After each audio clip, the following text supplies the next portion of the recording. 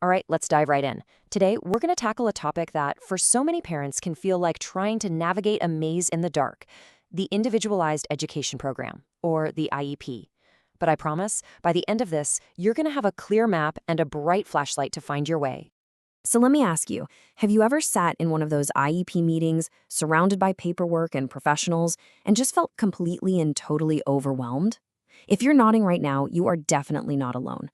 It's a world filled with its own language, its own rules, and the stakes feel so high. It's totally normal to feel lost, but that's exactly why we're here, to help you trade that confusion for confidence.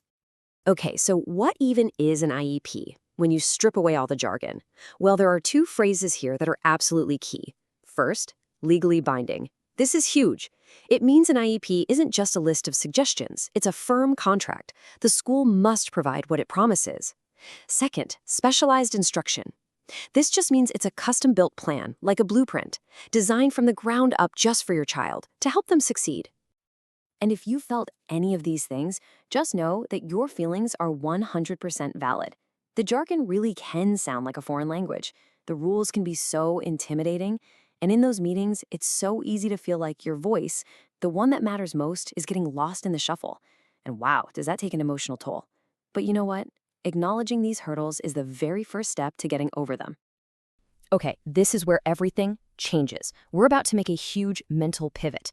I want you to completely reframe how you see yourself in this whole process. You are not just a parent attending a meeting. You are a core, essential, expert member of this team. I really want you to let that sink in. The teachers, they're the experts on curriculum. The therapists are experts in their specific fields. But you are the world's leading expert on your child, period. You know their hopes, their fears, what makes them light up, and what makes them shut down. That insight isn't just nice to have. It's absolutely critical to building a plan that actually works. Look at this. You basically have two choices. You can be the passive attendee on the left, sitting quietly, hoping for the best. Or you can be the active advocate on the right. This is our goal. This is who you're meant to be. The person asking questions, sharing those priceless insights, showing up prepared, and helping to steer the ship. It's about shifting from being a passenger to a co-pilot. So, to be a great co-pilot, you got to know how to read the map, right? Well, the IEP document is our map. And while it might look like a mountain of confusing paperwork, we're about to break it down into its core parts. And trust me, it's a lot more straightforward than you think. Really, every IEP tells a story in three simple parts. Part one is the present levels. Think of this as the "you are here" marker on the map. It's a snapshot of your child's skills right now. Part two, the annual goals. This is your destination. What are the specific, measurable things we want your child to achieve this year? And part three, services and supports. This is the route. It's the step-by-step plan, the therapies, the tools, the help that's going to get your child from where they are to where they're going. See? It's that logical. Okay, understanding the document is a huge step, but how do you actually use that knowledge in the meeting itself when the pressure's on? Well, that's where strategy comes into play. And here it is. This is probably the most important thing you'll hear today. The outcome of your IEP meeting is often decided before you even walk in the door. Your confidence, your voice, your effectiveness, it all comes from how well you prepare. This is how you take back your power. So, here's your four-step game plan. 1. Review everything. Read those reports. Does what the school is seeing match what you're seeing at home? Highlight things. Write questions in the margins. 2. Prioritize. You can't tackle everything at once. What are your top 2 or 3 biggest concerns? Write them down.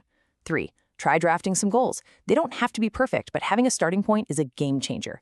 And 4. Get organized. Get a binder, use dividers, put everything in there. I'm telling you, walking into a meeting with an organized binder instantly changes how you feel and how you're perceived. So let's bring it all together. After all the prep work and all the advocacy, what are we really trying to accomplish here? What's the ultimate goal? The goal is not to win the meeting. It's not about us versus them. The real win is when you collaborate with the school's team to build a plan that truly helps your child.